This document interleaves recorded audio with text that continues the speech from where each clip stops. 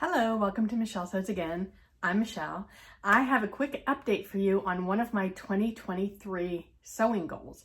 If you're interested to hear what I have to say, then please stay tuned.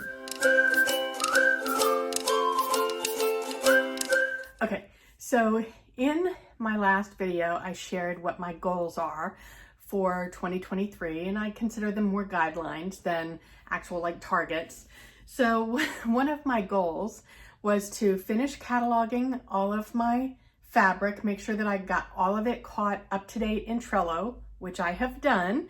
Got all my wovens done. Underneath the cabinet here, I have all my knits done, and I added in everything that wasn't already in Trello, and then anything that I had not already moved to the made category got moved. So my Trello availability is completely up to date. So what I typically put in Trello for my fabric is I categorize it by color and fabric type, but just general, like knits and wovens. And then within the description, I put the yardage, the width, and maybe a little bit more detail about the fabric type.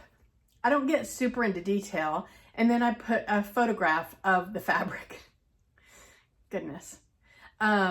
And so I can just scroll through my fabric when I'm trying to think of a project that I want to do. I have my patterns in Trello, I have my fabric in Trello, then I can just kind of cross-reference and see, am I feeling more like, oh, I want to work with that fabric, so what pattern will work? Or do I want to make that pattern, what fabric do I have? So I still need to get my patterns up to date, but now my fabric is 100% up to date.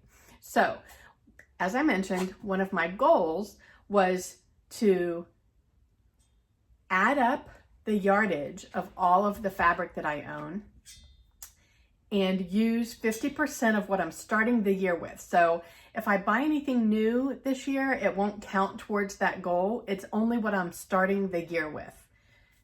Well, I'm gonna have to amend that goal because I added up my yardage and I am at, this is my tally marks and my extra inches, because in Trello, like if I have 2.5 yards or 2 yards and 20 inches or whatever my extra inches are, I put that in Trello so that I know the exact quantity, amount that I have. So I was adding up tick marks for yardage and then inches, and I have 389 yards. Half of that is 195 yards. And if I average 2.5 yards a garment, some will be more, a dress will be more, some tops will be more depending on how voluminous the sleeves are. Some will be less, not many will be less, but I do have some that are 2 yards. Very few are less than 2 yards. So 2.5 is probably a close, good average. That means I need to make 78 garments this year. That's highly unlikely. So I am going to edit my goal to 25%. And that seems doable to me. That's 36 garments. Is that right? Yeah. So that I can easily do. And then still have room for additional garments. If I exceed that, great. But at a minimum, I want to get through 25% of my yardage, which is 80. I didn't do the math on that, but it's 80 something yards. So that I can do. Anyway, I just wanted to come in and give you a quick update on that. So definitely if one of your goals is to get through a percentage of your starting fabric, then a great idea would be to tally it up, see how much you have, kind of do the back of the envelope math on how many garments that would require and see if that seems feasible to you. Because you don't want to stress yourself out by feeling like, oh my God, I got to make 78 garments. That's just cray-cray. Now, I might have a very productive year and I might actually make 78 garments. I doubt it, but it could happen. So if you have a goal of moving through some of your fabric this year, do you have like a number in mind? I'd love to hear your philosophy on how you want to get through your fabric or your stash.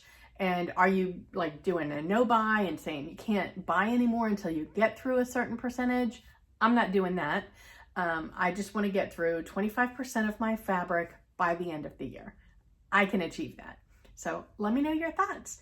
Thanks for stopping by wherever you are. I hope the weather's amazing. I hope you're able to get some sewing in, and I will talk to you next time. Bye.